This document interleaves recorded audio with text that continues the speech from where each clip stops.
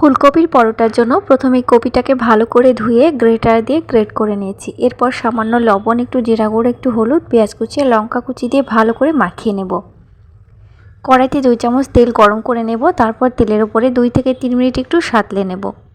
কপির ভেতরে যে কাঁচা গন্ধটা আছে সেটা চলে যাবে। এখানে আছে 1 কাপ আটা, 1 কাপ ময়দা, সামান্য একটু লবণ দিয়ে ভালো করে মেখে নিতে হবে নর্মাল জল দিয়ে। আর এখানে চা চামচে প্রায় 2 থেকে 3 চা চামচ তেল দিয়েছি। তেলের বদলে তোমরা ঘিটাও ব্যবহার করতে পারো।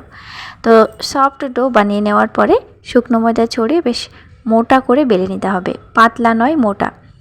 এরপর যে পুরটা তৈরি করে রেখেছি সেই পুরটা দিয়ে মুখটা ঠিক এইভাবে একটু চেপে আর একটু শুকনো ময়দা ছড়িয়ে এবার পাতলা করে একটু বেলে নিতে হবে।